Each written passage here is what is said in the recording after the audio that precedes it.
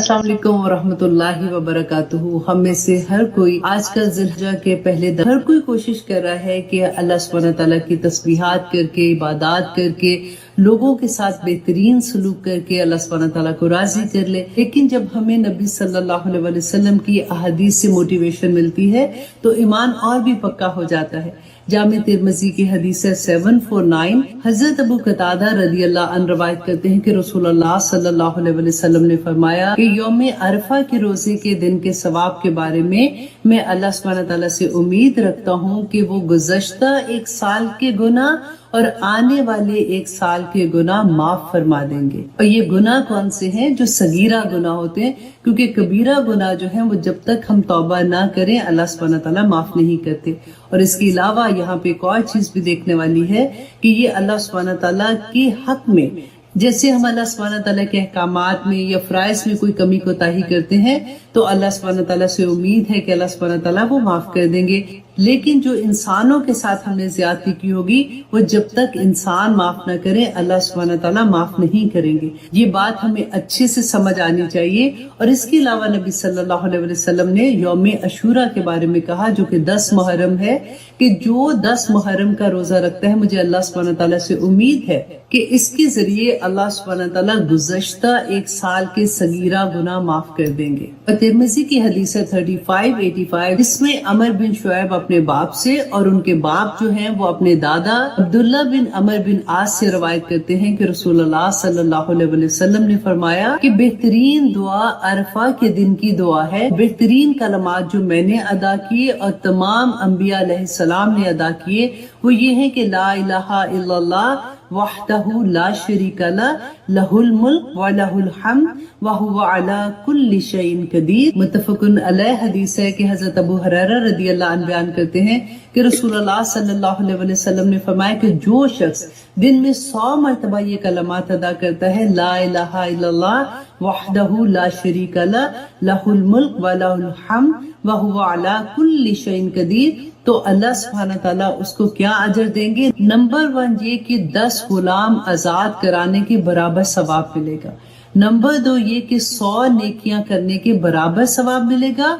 और नंबर 3 ये कि 100 बुराइयां उसके नामे माल से हटा दी जाएंगी। ये कलमात शाम तक उसको शैतान से महफूज रखने का बाइस होंगे और क़यामत के दिन कोई शख्स इससे ज्यादा फजीलत वाला अमल लेके नहीं आएगा सिवाय उस शख्स के जिसने इससे ज्यादा ये कलमात अदा किए होंगे। सुभान अल्लाह। अल्लाह सुब्हानहू तआला हमें तौफीक अता करे कि हम सेहत तंदुरुस्ती के साथ इस दिन रोजा भी रख सके और अल्लाह सुब्हानहू तआला की इबादत भी कर सके।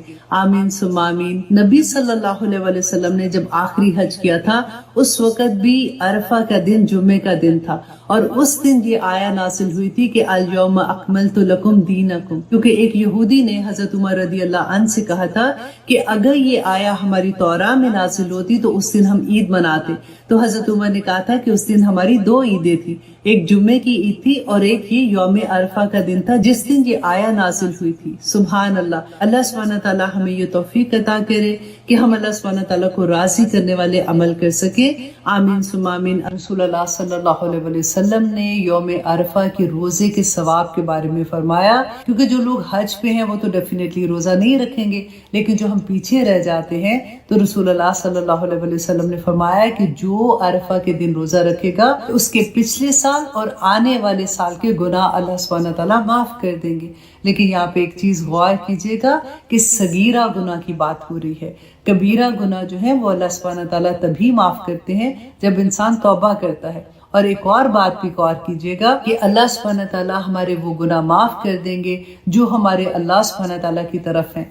जैसे हमने इबादत में अगर कोई कमी कोताही की है, लेकिन बंदे का हक जब तक दूसरा बंदा माफ नहीं करेगा अल्लाह सुब्हानहू तआला माफ नहीं करते। पूरी कोशिश करनी चाहिए कि अगर हमने इंसानों के साथ कोई गुनाह का काम किया है, अगर हमने उनकी हक तलफी की है तो जिंदगी में उनसे माफी मांग लें ताकि अल्लाह सुब्हानहू तआला के सामने सुरखरू हो जाए। आमीन सुम्मा आमीन। यूजुअली क्या कहते हैं कि ईद से एक दिन पहले हम पूरा दिन इस तैयारियों में लगा देते हैं कि बच्चों ने क्या कपड़े पहनने हैं, उनकी चूड़ियां, उनकी mehndi, which is good also, रात को निकलना चाहिए, वो सारा कुछ भी बच्चों को पता होना चाहिए कि ईद आई है। लेकिन ये पूरा दिन जो हम तैयारियों में लगा देते हैं, आप देखिए कि इस एक दिन के रोजे के बारे में नबी सल्लल्लाहु अलैहि वसल्लम ने कहा था कि पिछले पूरे साल और आने वाले साल के गुनाहों का कफारा है। इतना बड़ा ये दिन है। और आप देखिए, क्योंकि रमजान में आप देखिए कि क्या होता है, हम लोगों को पता है कि आखिरी जो 10 रातें हैं उसके अंदर 5 रातों में से कोई एक ऐसी रात है, ताक रातों में से, जो लैलतुल कदर है, जिसमें अल्लाह सुब्हानहू व तआला ने फरमाया था कि तनज़्ज़लुल मलाइकातु व रूहु फीहा बिइज़्नि रब्बिहिम मिन कुल्लि अम्र सलामुन हिया हत्ता मतलाइल फज्र। तो हम उसको तलाश करने के लिए उन 5 रातों को जागते हैं। हमें ये डर होता है कि कहीं ऐसा ना हो कि वो रात हमसे मिस हो जाए। और यहाँ पे तो देखिए कि ये दिन, एक दिन अल्लाह सुब्हानहू व तआला ने बता दिया, इसमें कुछ ढूंढने की बात नहीं है ना। अरफा का दिन है, उस दिन जो लोग वहां पे हैं उनकी तो दुआएं पूरी हो रही हैं, लेकिन जो पीछे हैं अल्लाह सुब्हानहू व तआला ने उनके लिए भी ये दिन रख दिया कि वो उस दिन रोजा रखते हैं और उस दिन अल्लाह सुब्हानहू व तआला से दुआएं करते हैं। अब हमें करना क्या है इस सारा दिन में? अब देखिए, सबसे पहले तो कोशिश कीजिए तहज्जुद के वक्त में उठे। वो तो ऐसा वक्त है कि आम दिनों में भी अल्लाह सुब्हानहू व तआला कहते हैं कि वो आसमानी दुनिया पे आके लोगों को पुकारते हैं कि है कोई मांगने वाला। तो ये जो इतना बड़ा दिन होगा, अल्लाह सुब्हानहू व तआला कैसे हमारी दुआएं नहीं पूरी करेंगे इंशाअल्लाह। और उसके बाद देखिए, हमारा फजर का वक्त होता है। जब आप वुजू करें तो आप अपने ज़हन में ये चीज रखें कि नबी सल्लल्लाहु अलैहि वसल्लम ने जो कहा था कि जब हम वुजू करते हैं तो हमारे सारे गुनाह झड़ जाते हैं। जब हम हाथ धोते हैं, हाथों के गुनाह, पांव धोते हैं, पांव के गुनाह, मुंह धोते हैं, हमारी आंखें, हमारे नाक, हमारे कान, हमारे सारे गुनाह धुल जाते हैं। आप बिल्कुल दिमाग में ये एक चीज रखिएगा, वुजू करते हुए बड़ा खूबसूरत वुजू करें और बड़े शौक से वुजू करें। उसके बाद जब आप नमाज पढ़ते हैं तो कोशिश करें कि लंबा क़याम और लंबे सुजूद करें, सजदों में अल्लाह सुब्हानहू व तआला से दुआएं मांगे और उसके बाद इशराक के लिए बैठ जाए। देखिए, वो एक वक्त की नमाज जो इशराक में 2-2 करके 2 नफल करके 4 नफल पढ़े और हज और उम्रे का सवाब है अल्हम्दुलिल्लाह। और हमारे तमाम बॉडी के जितने जोड़ हैं उनका सदका होता है। उसके बाद देखिए, फिर आप उसके बाद जिक्र अस्कार करते रहे, सुभान अल्लाहि वल्हम्दुलिल्लाहि वला इलाहा इल्लल्लाहु वल्लाहु अकबर, इसकी तस्बीह करते रहे। सजदों में जा के अल्लाह सुब्हानहू व तआला से दुआएं मांगते रहे, क्योंकि सजदा तो शुक्राने के लिए, तो आपको जरूरत भी नहीं है कि आपने 2 रकात नमाज नफल पढ़ने। आप जिस भी हालत में हैं, आप अपनी तस्बीह पढ़ रहे हैं और साथ ही आप सजदे में चले जाए और वहां भी तस्बीह पढ़ते रहे और अल्लाह सुब्हानहू व तआला से दुआएं मांगे कि अल्लाह सुब्हानहू व तआला मेरी ये दुआएं कबूल कर ले। उसके बाद आप देखिए कि फिर नमाज है, फिर तस्बीह, आप अपने घर में तकबीरात लगाएं ताकि बच्चों को आदत हो, वो भी साथ साथ पढ़े उसके। अब फिर जब, क्योंकि उस दिन तो खाना नहीं होता, सबका रोजा होता है, लेकिन जब फिर आपने रोजा अफ्तारी के लिए अपने खाना बनाना है तो फिर आप ये कोशिश करें कि आप, जो आपकी नीयत होगी कि मैंने सारी फैमिली जिसने रोजा रखा उसके लिए मैं खाना बना रही हूँ, तो देखिए उसका सवाब कितना होगा। फिर वो जो खाना बनाते वक्त अपनी तस्बीहात बयान करती रहेंगी, तो आप अल्लाह सुब्हानहू व तआला से मांगती रहेंगी, दुआएं मांगती रहेंगी। और रोजे की हालत में भूखे प्यासे जब अल्लाह से मांगेंगे, अल्लाह सुब्हानहू व तआला को कितना प्यार आएगा हम लोगों पे। आप अपने पूरे दिन को प्लान करें, ऐसा नहीं कि हाँ ठीक है मैं ये आ गया दिन तो मैं ऐसे कर लूंगी, ऐसे प्लान करके करें, क्योंकि ये दिन हमें नहीं पता कि अगले साल अल्लाह सुब्हानहू व तआला हमें ये मौका देगा कि नहीं देगा, हमारे पास ये दिन आएगा कि नहीं आएगा। क्योंकि ये तो फॉर श्योर है कि इस दिन अल्लाह सुब्हानहू व तआला दुआएं कबूल करते हैं, अल्लाह सुब्हानहू व तआला हमसे राजी हो जाएंगे इंशाल्लाह। सूरत मुल्क भी जरूर पढ़िएगा, क्योंकि कब्र के अजाब से भी बचाती है। और फिर जो भी दुआएं हैं, जितनी भी दुआएं अल्लाह सुब्हानहू व तआला से मांगे, अल्लाह सुब्हानहू व तआला को राजी कर लें। अपनी दुआ में मुझे भी याद रखिएगा। और ये वीडियो जो है आप कोशिश करें कि आप अपने सारे फ्रेंड्स को, जितने भी आपके दोस्त हैं, रिश्तेदार हैं, सबको भेज दें। यू नेवर नो कि किसी को भूल जाए, किसी को इतनी इंपॉर्टेंस का ना पता हो। यूजुअली तो मुझे पता है, हम मुसलमान हैं, हमें से सबको ही पता होगा, लेकिन कई दफा होता है कि जस्ट सा रिमाइंडर हो जाता है, एकदम से लगता है कि ओ अच्छा हाँ मैं भी कर लेती हूँ। तो देखिए, अल्लाह सुब्हानहू व तआला हमें इस दिन को जाया हम ना करें किसी भी तरह से। हमें ऐसा कोई ऐसा हमसे अमल ना हो जाए कि अल्लाह सुब्हानहू व तआला हमसे राजी ना रहे। हम कोशिश करेंगे कि हम ना सिर्फ खुद बल्कि हम अपने फैमिली को, अपने दोस्तों को, सबको मिला के अल्लाह सुब्हानहू व तआला की इबादत करें और अल्लाह सुब्हानहू व तआला को राजी कर ले। आमीन सुम्मा आमीन। दिल से दुआएं निकलती हैं कि अल्लाह सुब्हानहू व तआला हमारे मुल्क को अपनी हिफाजतों में रखना। आमीन सुम्मा आमीन।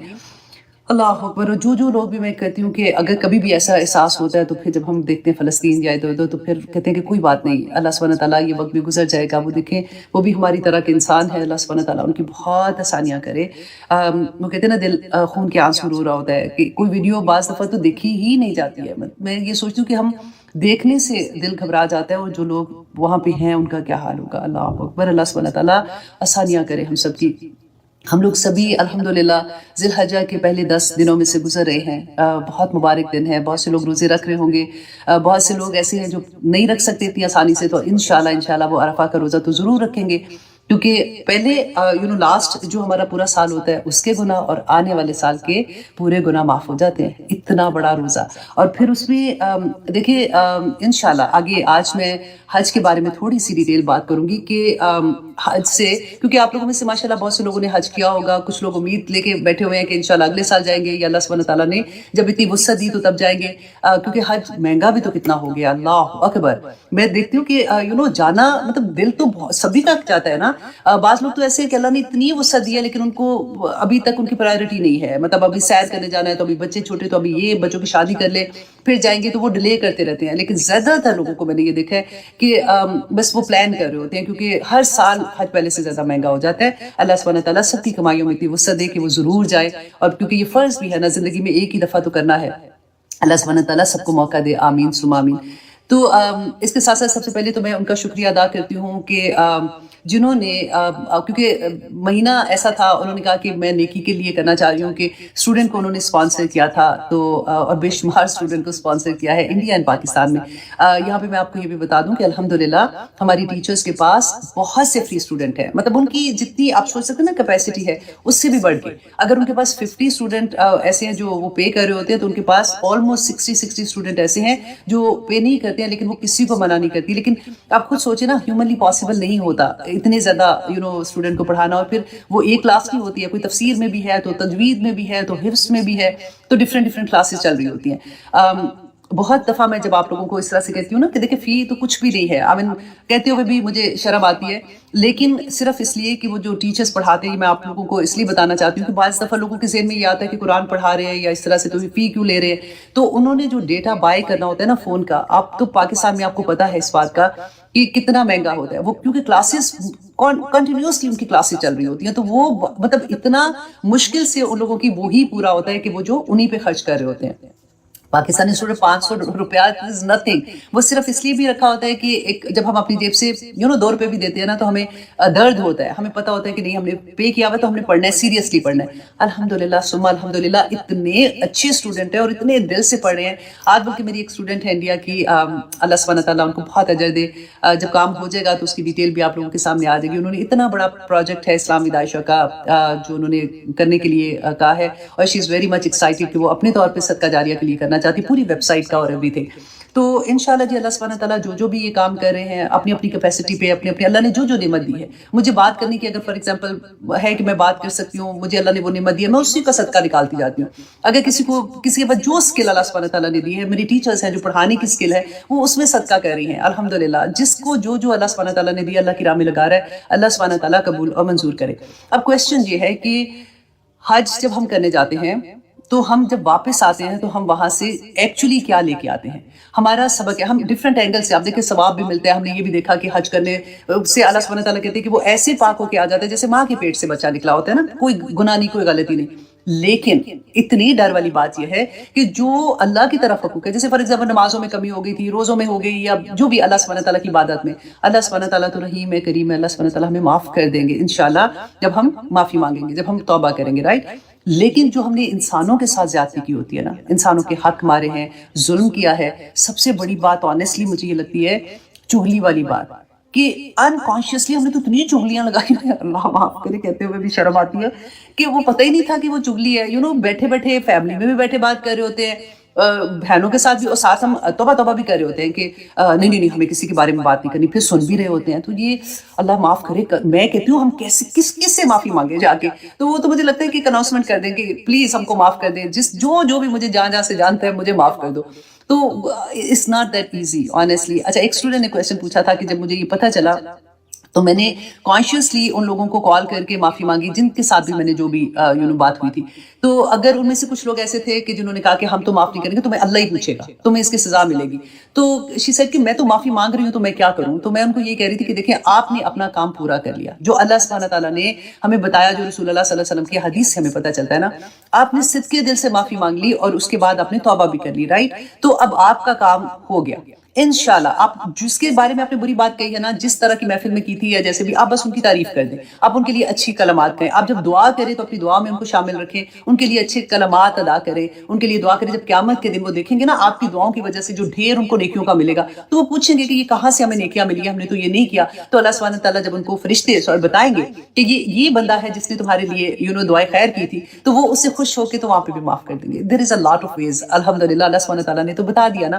تو اس لیے کانشیسلی سوچیں اور معافی مانگ لیں، ٹھیک ہے. اور کئی دفعہ تو ہمیں شرم بھی آتی ہے کہ ہائے اس کو تو پتہ ہی نہیں کہ میں نے یہ کیا تھا، میں اس سے معافی مانگوں. تو بس گول گول معافی مانگ لیں تاکہ ان کے سامنے شرمندہ بھی نہ ہو اور معافی بھی مل جائے. اللہ سبحانہ تعالیٰ ہمارے دلوں کے حال جانتے ہیں نا، کیونکہ باتیں تو ہم نے گول گول نہیں کی ہوتی، باتیں تو ہم نے ٹھا ٹھا کر کے کی ہوتی ہیں. تو انشاءاللہ جی بات صرف یہی ہے کہ اللہ ہم سے راضی ہو جائے. اللہ ہماری نیتیں جانتے ہیں، آپ کوشش کر رہے ہیں نا سارا کچھ کرنے کی. اب حج میں سے جو پورے حاجی جب واپس آتے ہیں تو کیا چیز لے کے آتے ہیں اور کس چیز کی وہاں پہ پریکٹس ہوتی ہے اور کس چیز کی واپس زندگی میں آ کے پریکٹس ہوتی ہے. آپ نے دیکھا ہوگا کہ جب نئے نئے حاجی واپس آتے ہیں تو الحمدللہ بہت سے لوگوں کی زندگیاں واقعی بدل جاتی ہیں. جو پہلے نماز نہیں پڑھتے تھے الحمدللہ وہ نمازی بھی ہو جاتے ہیں.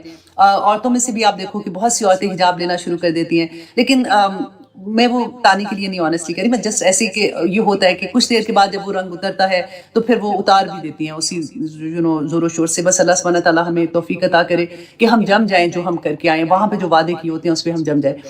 تو جیسے میں یہ لیکچر تیار کر رہی تھی نا تو میں سوچی تھی کہ جیسے آدمی جب واپس آتے ہیں، بہت سے لوگ ہیں تو ہم کہتے ہیں نا حاجی صاحب، کہ ان کو تو ہم حاجی صاحب کہتے ہیں، تو عورتوں کو ہم کیا کہتے ہیں؟ وہ بھی تو حج کر کے آتی ہیں. لیکن یہ مجھے نہیں سمجھ آئی تھی. میں بڑا سوچا، میں نے کہا حاجن صاحب تو کوئی بھی نہیں، حاجن تو نہیں کہتے، وہ تو میں نے نہیں آج تک کسی کو سنا. لیکن حاجی صاحب تو پکے ہو جاتے ہیں نا، ان کے تو نام ٹیگ لگ جاتا ہے کہ یہ حج کر رہے ہیں.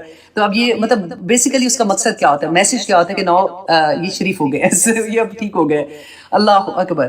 اچھا جی، اب دیکھیے کہ انسان کے نیک اعمال اللہ کے ہاں اس وقت قابل قبول ہوں گے جب وہ سنت کے طریقے پر، رسول اللہ کی سنت کے طریقے پہ ہوں گے. جو سنت کے مطابق نہیں ہے وہ قبول نہیں ہے. اب دیکھیں نیک عمل تو مسلمان بھی کرتے ہیں، کافر بھی کرتا ہے، یہودی بھی کرتے ہیں، مشرکین، مطلب سارے کرسچنز ہیں، ہر کوئی نیک عمل کرتا ہے. لیکن قبولیت کس کی ہے؟ جو سنت رسول کے مطابق عمل کرے گا. کیسے؟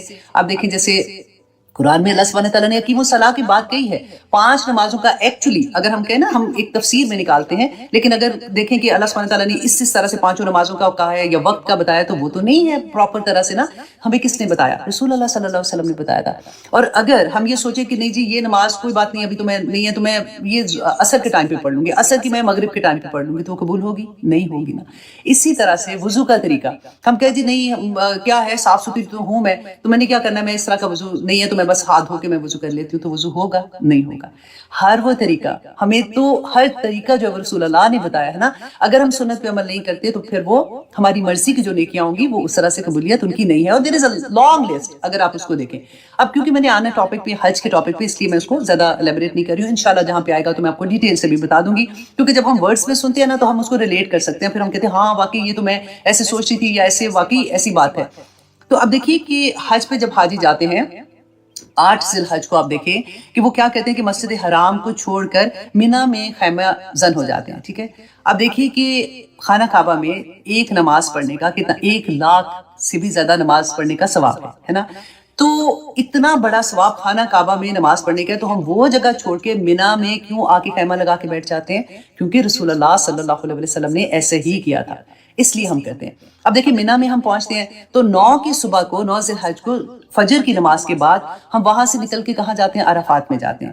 عرفات میں کیوں جاتے ہیں؟ دیکھیں آپ مینا اور عرفات میں کوئی اتنا بڑا فاصلہ نہیں، وہی زمین ہے، وہی آب و ہوا ہے، وہی سارا کچھ ہے نا. تو وہاں سے خیموں سے نکلتے ہیں، وہاں جا کے ہم بیٹھ جاتے ہیں اور عبادت کرنے لگ جاتے ہیں، عبادت کا دعائیں مانگتے ہیں نا. تو وہاں پہ ہم کیوں کرتے ہیں؟ کیونکہ رسول اللہ صلی اللہ علیہ وسلم نے ایسے ہی کیا تھا کہ وہ فجر کی نماز کے بعد عرفات کے لیے نکلے تھے. اب دیکھیے وہاں پہ ہم جاتے ہیں، یہاں سے تو ہم عبادت کرنے جاتے ہیں نا، اتنا دل میں جوش جذبہ ہوتا ہے کہ ہم نے یہ کرنا ہے، ہم ایسی عبادت کریں گے، ہم نمازیں پڑھیں گے، نوافل پڑھیں گے. اچھا وہاں پہ جا کے اب عرفات میں آپ دیکھیے خطبہ سنتے ہیں نا، تو اس کے بعد ظہر اور عصر کی نمازیں اکٹھی پڑھتے ہیں. اب وقت پہ نماز پڑھنے کا تو اتنا زیادہ ثواب ہے، وہاں پہ وہ نمازیں ہم اکٹھی پڑھتے ہیں اور کثر پڑھتے ہیں. کیوں پڑھتے ہیں؟ کیونکہ رسول اللہ صلی اللہ علیہ وسلم نے ایسے پڑھی تھی، ہم اپنی مرضی سے نہیں کر سکتے. اب عرفہ میں آپ سوچئے ہم دعائیں کرنے کے بعد سورج غروب ہونے کے بعد ہم وہاں سے نکلتے ہیں تو ہم مزدلفہ چلے جاتے ہیں رات گزارنے کے لیے. اب سورج غروب ہونے کے بعد اب دیکھیں مغرب کا ٹائم تو عرفہ میں آ گیا، لیکن ہم مغرب نہیں پڑھتے. ایون دو ہم وہاں پہ ادھر ہی ہوتے ہیں، ہم ابھی نکل رہے ہوتے ہیں، لائنیں بنا رہے ہیں، رش اتنا ہوتا ہے، لیکن مغرب نہیں پڑھتے. مغرب ہم جا کے مزدلفہ میں مغرب اور عشاء اکٹھی پڑھتے ہیں. کیوں؟ کیونکہ رسول اللہ نے ایسے کیا تھا. اب ہم کہہ سکتے ہیں کہ جی ٹائم پہ نماز کا ہو گیا تو وہاں پہ بھی کھڑے ہوئے ہیں تو وہاں پہ نماز پڑھ لیں، لیکن کیونکہ میرے نبی نے نہیں کیا تھا، انہوں نے ایسے کیا تھا تو ہم بھی ایسے ہی کرتے. اب دیکھیں مزدلفہ میں کھلا آسمان، کوئی چھت نہیں ہوتی ہے. وہاں پہ جا کے جب حاجی وہاں پہ پہنچتے ہیں مشکل سے جگہ ملتی ہے. اب دیکھیں ہسبینڈ اینڈ وائف ہیں تو وہاں پہ کیونکہ تھکاوٹ بھی اتنی ہوتی ہے. اب ہسبینڈ آپ کے یا تو رائٹ پہ ہوگا یا پہ لیفٹ پہ ہوگا. اب کئی دفعہ ایسا ہوتا ہے کہ آپ کی ایک سائڈ پہ غیر محرم جو بیٹھا مطلب آدمی ہے وہ بھی لیٹا ہوتا ہے، لیکن ایسی وہاں پہ کوئی حالت ہوتی ہے اور ساری جگہ پہ آپ دیکھیں ایسا لگتا ہے قیامت کا نقشہ یاد آ جاتا ہے کہ جس کو جہاں پہ بہت سے لوگ ایسے ہوتے ہیں ان کو پراپر جگہ بھی نہیں ملتی، پتھر ہوتے ہیں نیچے، وہ اپنی پتلی سی جائے نماز بچھاتے ہیں کہ یہاں پہ ہم نے اسی طرح سے لیٹنا ہے اور یہاں پہ آنکھ لگانی ہے، مطلب سونا ہے. اور اس کے بعد آپ دیکھیں کہ تہجد میں آنکھ کھلتی ہے کیونکہ وہاں پہ نیند اتنی پراپر تو آتی بھی نہیں ہے، تو تہجد میں آنکھ کھلتی ہے، لیکن ہم تہجد نہیں پڑھتے. اتنی افضل عبادت ہے اس لیے کہ رسول اللہ نے نہیں پڑھی تھی. اس کے بعد ہم فجر کے بعد ہم نکلتے ہیں اور واپس ہم مینا کی طرف آ جاتے ہیں. کیوں آتے ہیں؟ کیونکہ رسول اللہ نے ایسے ہی کیا تھا.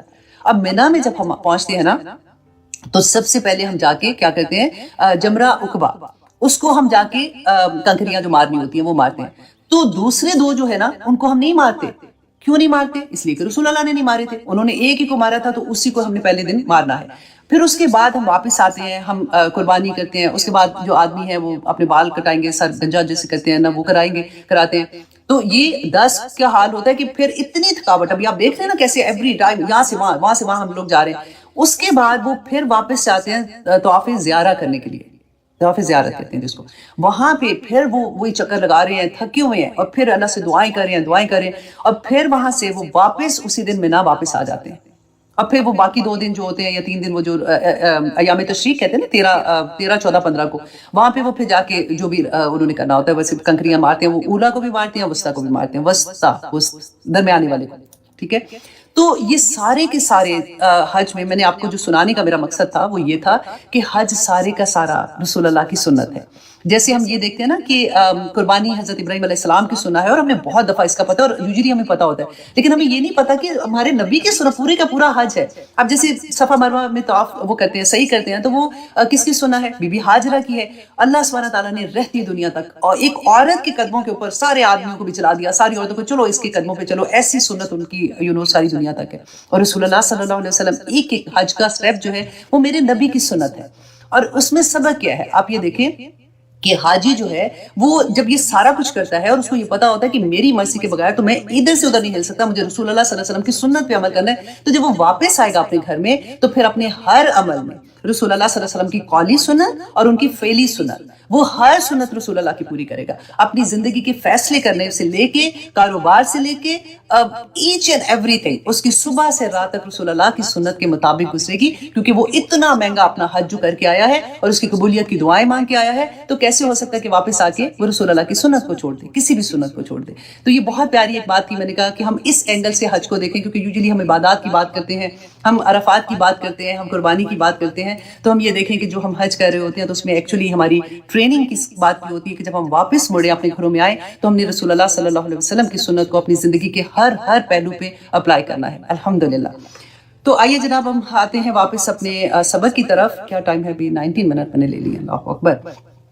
جی ہم کر رہے ہیں سورہ یوسف کی آیت نمبر 23. اور سورہ یوسف آپ دیکھیں کہ اتنی پیاری کہ جیسے میں نے لاسٹ ٹائم بھی آپ کو کہا تھا کہ ایک ایک آیا جو ہے نا وہ ایسے ہے جیسے اس سے آگے گزرنے کو اتنے سبق ملتے ہیں کہ ہماری ریگولر زندگی میں ہم نے کیسے اس کو اپلائی کرنا ہے.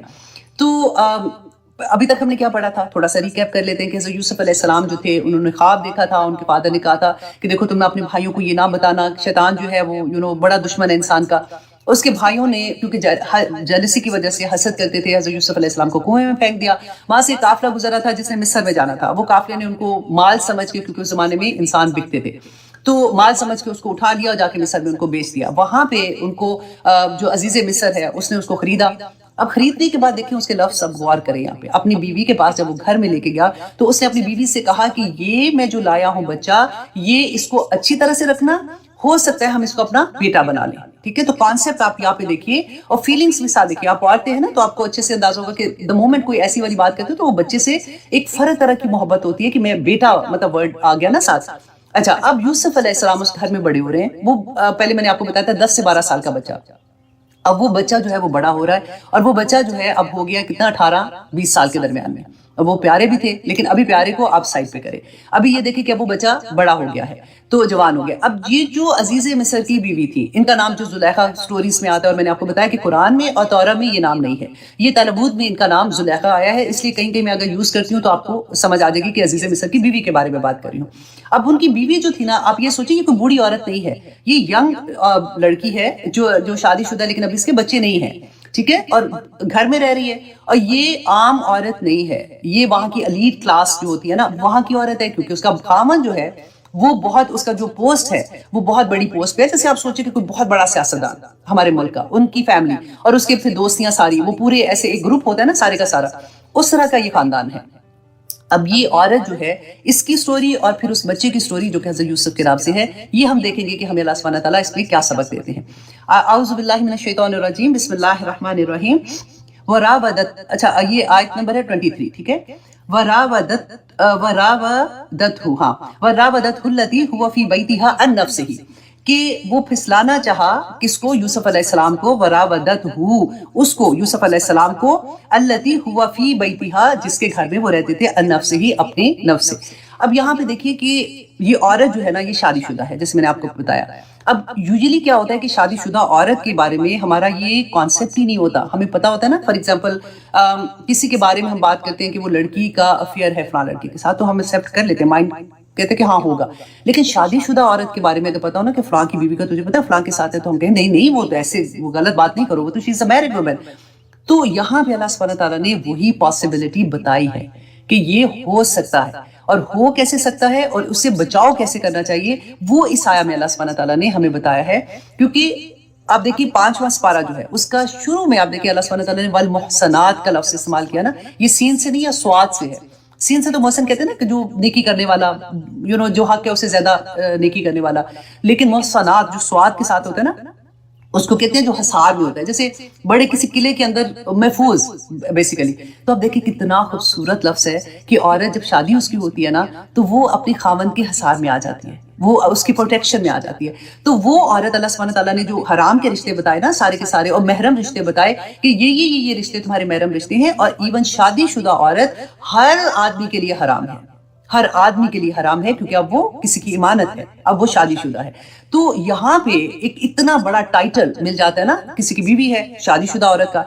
تو اللہ سبحانہ تعالیٰ نے بتایا کہ یہ عورت جو شادی شدہ تھی یہ کیا کری تھی، یہ اپنے یہ جو بچہ تھا ان کے گھر میں، جس کو اس کے خاوند نے کہا کہ شاید ہم اس کو بیٹا بنا لیں، چلو بیٹا نہیں بھی بنایا اس نے، لیکن ان کے گھر میں کام کر رہا تھا، رہ رہا تھا اسی کی طرح سے. تو اس میں ہمیں کیا سبق ملتا ہے؟ اب دیکھیے کہ گھروں میں آپ ایک اندازے سے آپ یہ سوچ لیجئے کہ جیسے گھروں میں نوکر ہوتے ہیں کئی دفعہ، اسی سے بلکہ مجھے ابھی ایک دم سے میرے ذہن میں کلک ہو رہا ہے کہ میں پڑھی تھی تو مولانا مودودی صاحب، ان کی بارے میں جب ان کی جماعت نے اعتراضات کیے تھے نا، ان میں سے ایک اعتراض یہ تھا کہ ان کے گھر میں جو خنسامہ ہے وہ آدمی ہے. تو وہ مودودی صاحب نے کہا کہ میری بیوی جو ہے وہ بہت اچھے گھرانے سے ہے، اس کو کھانا نہیں آتا پکانا، تو اس لیے ہم نے خنسامہ تو رکھنا، مطلب میں نے رکھا ہوا ہے. تو انہوں نے کہا کہ نہیں آپ عورت رکھیں اس کی جگہ پہ. تو انہوں نے کہا کہ نہیں اگر میں عورت رکھوں گا تو وہ میرے سے اس کا پردہ ہے. تو انہوں نے کہا کہ نہیں آدمی کچن میں نہیں جاتے، عورتیں جو گھر کی ہیں وہ تو کچن میں ہی جائیں گی نا، سارا بندوبست کرنا، دیکھنا کیا ہو رہا ہے کیا نہیں ہو رہا. تو یہ بہت بڑی ایک پھر سٹوری آگے تھی، وہ میں یہاں پہ مینشن نہیں کرنا چاہ رہی، کیونکہ میں صرف یہ پوائنٹ آپ کو بتانا چاہ رہی ہوں کہ ہمارے گھروں میں کئی دفعہ ایسا ہوتا ہے کہ آدمی نوکر ہوتے ہیں. تو یہاں پہ ہم نے کیا دیکھا کہ وہ پھسلانا چاہا. یہ ایسے نہیں ہوا کہ اس نے اچانک اس پہ حملہ کوئی کر دیا یا اچانک اس نے کچھ کیا، یہ سٹوری تو کافی دیر سے چل رہی تھی. وہ پھسلانے کا مطلب ہے کہ وہ کوشش کر رہی تھی، وہ بار بار کوشش کر رہی تھی کہ کسی طرح سے اس کو اپنی طرح اٹریکٹ کروائے. لیکن وہ کیونکہ حضرت یوسف علیہ السلام آگے پڑھیں گے، اب میں تو ایک لڑکا ایک لڑکی کی سٹوری کی طرح آپ کو ایک عورت اور ایک مرد کی سٹوری کی طرح سنا رہی ہوں نا فی الحال. تو اب کیا تھا کہ یہ عورت جو ہے وہ اپنے گھر میں اکیلی ہے، اور وہاں پہ جو لڑکا ہے وہ بھی مطلب یہ دونوں اکیلے ہیں، ٹھیک ہے. اب اس کو غور کریں آپ کہ اللہ سبحانہ تعالیٰ نے قرآن پاک میں کیا فرمایا ہے کہ یہ نہیں کہا کہ زنا نہ کرو، یہ کہا ہے وَلَا تَقْرَبُوا الزِّنَا، کہ زنا کے قریب بھی نہ جاؤ. مطلب کیا ہے کہ کوئی بھی ایسی چیز جو اس حد تک تمہیں لے کے جائے گی کہ تم برباد ہی ہو جاؤ گے. زنا کی سزا رسول اللہ کے زمانے میں کیا تھی آپ کو پتہ ہے نا، سورۃ نور میں آ جائے گی. تو اللہ سبحانہ تعالیٰ نے وہ حدیں بتا دی کہ دیکھو یہ نہ کرنا. اور یہ نہیں تھا کہ زنا پہلی قوموں میں الاؤڈ تھا تو اب نہیں ہے، ہمیشہ سے تھا. تو یہاں پہ اللہ سبحانہ تعالیٰ نے جو ہمیں یہ بتایا کہ گھر کے اندر اگر غیر محرم نوکر بھی ہیں تو ہمیں کتنا کیئرفل ہونا چاہیے. اور وہ کہتی کہ وَرَاوَدَتْهُ الَّتِي هُوَ فِي بَيْتِهَا، یہاں پہ دیکھیے غور کیجیے ہوا فی بیتی. اللہ سبحانہ تعالیٰ نے یہ نہیں کہا کہ عزیز مصر کی بیوی، کہا کہ نہیں اس کے گھر میں رہتا تھا، کیونکہ گھر میں رہنا مینس کہ ان کا وہ اور کوئی جگہ ہی نہیں تھی رہنے کی. وہ ادھر ایز اے غلام آئے تھے نا، تو وہ بندہ جو ہوتا ہے وہ بہت پریشر میں ہوتا ہے. مطلب اس کے لیے برائی سے، اس عورت کے فتنے سے بچنا بہت مشکل ہوتا ہے جبکہ وہ ان کے انڈر ہوتا ہے. یہ اس کی سینٹنس کی ڈیپتھ آپ دیکھیں. اب یہاں پہ آپ دیکھیں پاکستان میں گھروں میں آپ نے اکثر نوکرانیوں کے بارے میں سنا ہوگا. وہ بچیاں بیچاری غیروں کہاں سے آتی ہیں، پتہ نہیں کس مجبوری سے آتی ہیں اور کیوں آتی ہیں، کہ پیرنٹس کیسے بھیج دیتے ہیں. یوزلی آپ دیکھیں وہاں پہ تو ایجنسیز بھی ہیں ایسے کہ مطلب عورتیں ہیں بیسیکلی جن کو گھر کی عورتوں ان کو پتا ہوتا ہے، وہ ان کو کہتی ہے جس ہمارے لیے بھی کوئی لڑکی لا دو کام والی. تو بیچاری گاؤں سے وہ لڑکیاں اٹھا کے لے آتی ہیں، جن کی بھی ہوتی ہے وہ ڈیفینیٹلی پرمیشن دیتے ہوں گے کہ غربت اتنی ہے. تو وہ جس گھر میں آتی ہیں وہاں پہ کیا سچویشن ہے، وہاں کے مرد کیسے ہیں، کون بچے ہیں ان کے، کیا کرتے ہیں، عورتیں کیسے ان کو چھوڑ کے گھر میں اکیلا چلی جاتی ہیں، کیا کچھ نہیں ہوتا. اللہ اکبر. اللہ سبحانہ تعالیٰ نے قرآن پاک میں دیکھیں بیان کر دی. کوئی ماں کیا تربیت کرے گی جو میرا رب ہماری تربیت کرتا ہے کہ اکیلے نہ چھوڑو. اگر اتنی بڑی ذمہ داری کسی بچی کی لے رہے ہو، وہ اپنے گھر میں کام کریے. دیکھیں آئے دن ایک بچی سے میری پاکستان میں بات ہوئی تھی، تو وہ اس سے میں پوچھ رہی تھی کہ تم کیا کرتی ہو، تو اس نے کچھ سٹوریز مجھے بتائیں. تو میں نے کہا بیٹا تو تم نے بتانا تھا مالکن کو. کہتی ہے باجی بتانے سے کیا فائدہ، جہاں بتائیں گے وہاں پہ اپنے ہسبینڈ کو تو وہ کچھ نہیں کہیں گی، ان سے لڑ لوٹ کے بس یہ کہیں گے تو ہمیں مار پڑتی ہے اور گھر سے بھی نکالیں گے اور الزام بھی لگائیں گے، بلکہ چوری کا الزام لگا کے گھروں سے نکال دیتے ہیں. اور اتنا کہیں تو پولیس میں بھی پکڑا دیتے ہیں کہ یہ تو چور تھی، اس نے یہ کیا. کہتے ہیں منہ نہیں کھول سکتے، منہ نہیں کھول سکتے. تو آنکھیں کھولیں ہم اپنی، منہ تو نہیں کھول سکتے. آنیسٹلی یہ اتنی بڑی برائی ہے کہ ہم کنوینئنٹ، ہمیں پتہ ہی نہیں ہوتا. بچیاں جوان بچیاں ہوتی ہیں ان کو ڈرائیور کے ساتھ بھیج دیتے ہیں. اور اللہ نہ کرے کسی کے گھر میں ہو، بہت سے گھروں میں نہیں بھی ہوتا، لیکن اب کیونکہ میڈیا اتنا اوپن ہے، کتنے لوگ بتاتے ہیں کہ نوکروں کے سے کیا کیا زیادتیاں ہوتی ہیں، اور گھر والی عورتیں جو ہیں وہ کتنی لاپرواہ ہوتی ہیں. اور کس طرح سے وہ ایک ٹرسٹ ہوتا ہے نا، جیسے فار ایگزامپل کہ نہیں خام خواہ کا ٹرسٹ، جس کو اللہ نے ٹرسٹ نہیں کہا، غیر محرم سے اللہ نے ٹرسٹ نہیں کہا، ہم کیسے کر سکتے ہیں. اور یہاں پہ بھی اب وہی بات ہے کہ اللہ سبحانہ تعالیٰ نے فرمایا کہ جس کے گھر میں تھے. اب حضرت یوسف کی سائڈ دیکھیے کہ وہ بچہ جس کے گھر میں ہے اس کے پریشر میں بھی ہے، اب وہ عورت ان کو فلرٹ کر رہی ہے، اس کو اپنی طرف لے جا رہی ہے. تو اللہ سبحانہ تعالیٰ نے آگے کیا فرمایا کہ ہوا کیا تھا. اب یہ سٹوری تو بہت پہلے سے چل رہی تھی نا، اب وہ ٹائم آ گیا کہ جب اسے اب برداشت نہیں ہو رہا تھا. وہ اس کو کسی بھی طرح سے اس کے ساتھ وہ گناہ کرنا چاہ رہی تھی، جو اس حد تک کہ وہ بالکل ہی وہ ورڈ میں بار بار نہیں بولوں گی، یو انڈرسٹینڈ. وغلقت الابواب، تو اس نے کیا کیا، اچھی طرح سے اس نے دروازے بند کر لیے. وقالت، اور کہا، حیت لک، کہ آ جاؤ تم. قال، کہا، معاذ اللہ، کہ اللہ کی پناہ. اب آپ دیکھیے آپ میں سے ہر کوئی کو میں ایک بات بتانا چاہوں گی کہ یہ جو کہا یوسف علیہ السلام نے کہ اللہ کی پناہ، تو یہ ایک دعائیہ کلمہ ہے جس میں یہ اعوذ باللہ سے بھی بڑا ہے کہ اللہ کی پناہ، کہ اے اللہ مجھے سنبھال لے، اے اللہ مجھے اپنی حفاظت میں کر لے، اے اللہ میں بے بس ہوں، میں کچھ نہیں کر سکتا. جب بھی ہم میں سے کوئی بھی کبھی بھی کسی سچویشن میں آئے گا تو یہی دعا پڑھیے گا، اعوذ باللہ. اگر یہ یاد ہے اعوذ باللہ من الشیطان الرجیم، تو ہماری زندگی میں اتنا کامن ہے نا، وہ پڑھ لیا کریں، اللہ اپنی حفاظتوں میں لے لے گا. آپ دیکھیے کہ آج کل کتنا کامن ہے، جاب پہ ہراسمنٹ ہوتی ہے، اسکولوں میں بچوں کے، کیونکہ آدمی پڑھا رہے ہوتے ہیں تو اسکول میں بھی ایسی والی چیزیں ہم نے دیکھی ہیں. گھروں میں جو کام والے ہیں وہ ادھر ہراسمنٹ ہو رہی ہوتی ہے. اب وہ زمانہ آ گیا کہ ہم وی ٹاک اباؤٹ، اور کرنا بھی چاہیے، کہ ہم چھوٹے چھوٹے بچوں کو good touch and bad touch کا بتا رہے ہوتے ہیں کہ بیٹا یہ یو ہیو ٹو انڈرسٹینڈ کہ گڈ ٹچ کیا ہوتا ہے، بیڈ ٹچ کیا ہوتا ہے، ایسے نہیں کرنا، ایسے نہیں کرنا. الحمدللہ یہ اتنی اویئرنیس تو آ گئی ہے ہم لوگوں میں. لیکن اب دیکھیں کہ ہمارا معاشرہ جا کدھر رہا ہے. یہاں پہ اللہ سبحانہ تعالیٰ یہ جو فرمائے کہ انہوں نے کیا کہا تھا کہ اللہ میں تیری پناہ میں آتی ہوں. اسی طرح سے ہم صبح شام کے کلمات بھی پڑھتے ہیں نا، کہ اعوذ بکلمات اللہ التامہ والے، تو وہ ایوری مارننگ ایوری نائٹ ضرور پڑھا کریں جب بھی کبھی آپ کام میں ہوں گے، کیونکہ کئی دفعہ ہوتا ہے مجبوریاں ہو جاتی ہیں لوگوں کی، اور میں آئی ڈو انڈرسٹینڈ بہت ابھی ریسنٹلی میری ایک بچی سے بات ہوئی ہے، اتنی پیاری بچی جس کی خدنی جاب چھوٹ گئی، ابھی اس کے لیے اتنا مشکل ہو رہا ہے کیونکہ وہاں پہ باس جو ہے وہ اس کے ساتھ جو بھی غلط کرنے کی کوشش کر رہا تھا، اور اس نے جب کمپلین کی اوپر والے باس کو تو وہ آپس میں ملے ہوئے تھے تو اس کو جاب چھوڑنا پڑی، تو بہت کچھ ہے۔ تو اللہ سبحانہ تعالیٰ اپنی حفاظتوں میں رکھے۔ بس یہ والا کلمہ میں نے آپ کو بہت زور سے بتانا تھا کہ کبھی بھی زندگی میں کہیں پھنس جائیں، اعوذ باللہ من الشیطان الرجیم یہ پڑھا کریں۔ ہمیں تو یہ لگتا ہے نا ہم تو اس لیے پڑھتے ہیں شیطان دور ہو، نہیں، اللہ جی مجھے اپنی حفاظت میں لے لیں، یا اللہ میں بہت کمزور ہوں، یا اللہ میں اس فتنے سے نہیں نکل پا رہی ہوں، میں نکلنا چاہتی ہوں، یا اللہ میں پھنس گئی ہوں اس کے اندر، کسی بھی حال میں دیکھیں یہ ایک پکار اللہ سبحانہ تعالیٰ کو، معاذ اللہ، اللہ تیری پناہ، انہو ربی۔ اور اب وہ کیا جواب دے رہے ہیں اس عورت کو جب اس نے کہا کہ آ جاؤ، بے شک ربی میرا رب احسن مثوایا، کہ اس نے مجھے اچھا ٹھکانہ دیا۔ اب اس کی دو طرح کی تفسیر مفسرین کرتے ہیں۔ نمبر 1 جی کہ اگر تو اس نے ربی اس زمانے میں اپنے اس کو بھی کہتے تھے جو جس کا غلام ہوتا تھا نا بندہ، تو اس کے مالک کو بھی ربی کہتے تھے۔ رسول اللہ صلی اللہ علیہ وسلم نے منع کر دیا تھا کہ اس کے بعد سے کوئی غلام جو ہے وہ اپنے آقا کو رب نہیں کہے گا۔ تو اس کا یہ بھی آتا ہے کہ انہوں نے یہ کہا ہوگا کہ میرے تو جس نے مجھے خریدا ہے اس نے مجھے اتنی اچھی جگہ پہ رکھا، اتنی اچھے سے رکھا، تو میں احسان فراموش نہیں ہو سکتا ہوں۔ لیکن دوسری تفسیر میں یہ آتا ہے کہ انہوں نے یہ کہا ربی میرا رب، مطلب اللہ سبحانہ تعالیٰ احسن مثوایا، کہ مجھے اچھا ٹھکانہ دیا، اچھی جگہ پہ رکھا ہے، انہو لا یفلح الظالمون، کہ بے شک جو ظالم ہے نا وہ فلاح نہیں پاتے۔ ظالم کون ہوتے ہیں؟ جو احسان فراموش ہوتے ہیں، جو اللہ سبحانہ تعالیٰ، دیکھیں اللہ کے ساتھ ظلم کیا ہے؟ شرک کرنا، کہ اللہ سبحانہ تعالیٰ جو میرا رب ہے، جو میرا مالک ہے، میرا خالق ہے، میرا مدبر ہے، اگر مجھے اسی کی پہچان نہیں ہے، میرے رب نے منع کیا ہے یہ کام کرنے سے، کوئی بھی کام، آپ یہ ایک تو کام سائڈ پہ کر دینا، اینی برائی، اینی اللہ سبحانہ تعالیٰ کا حکم جس کو اللہ سبحانہ تعالیٰ نے منع کیا ہے کرنے سے، وہ کہتے ہیں نا کہ اللہ سبحانہ تعالیٰ کی حدود ہیں جو بھی حرام ہے تو ان کے پاس قریب والی حدود میں بھی نہ جاؤ، ہو سکتا ہے غلطی سے ادھر چلے جاؤ، جیسے قرآن میں بینہ ہے، حرام بھی بینہ ہے اور حلال بھی بینہ ہے، اور کچھ جو مشتبہات ہیں اللہ سبحانہ تعالیٰ کا اس سے بھی بچ جاؤ، رسول اللہ صلی اللہ علیہ وسلم نے فرمایا تھا اس سے بھی بچ جاؤ، کیونکہ ہو سکتا ہے کہ غلطی سے تم اس کے قریب چلے جاؤ۔ وہ انشاءاللہ جہاں پہ آئے گا وہ بتاؤں گی۔ آنیسٹلی ایک ایک آیا اتنے بڑے بڑے سبق اور ہر اینگل سے اس کا سبق نکلتا ہے کہ وہ لگتا ہے کہ اس کا حق ہی نہیں ادا ہو سکتا۔ تو اللہ سبحانہ تعالیٰ آگے فرماتے ہیں آیت نمبر 24 میں، وَلَقَدْ، اور یقیناً حمت بھی اس عورت نے ارادہ کیا برائی کا، بھی اس کا، وَحَمَّ بِهَا، اور وہ ارادہ کر لیتا اس کا۔ کس کے بارے میں بات ہو رہی ہے؟ یوسف علیہ السلام کے بارے میں، کہ اللہ سبحانہ تعالیٰ فرماتے ہیں وہ ارادہ کر لیتا اس کا، لولا اروا برہانہ، اگر وہ نہ دیکھتا برہان، روشن دلیل، ربی ہی، اپنے رب کی۔ اب یہاں پہ آپ یہ دیکھیے کہ برہان کیا تھا؟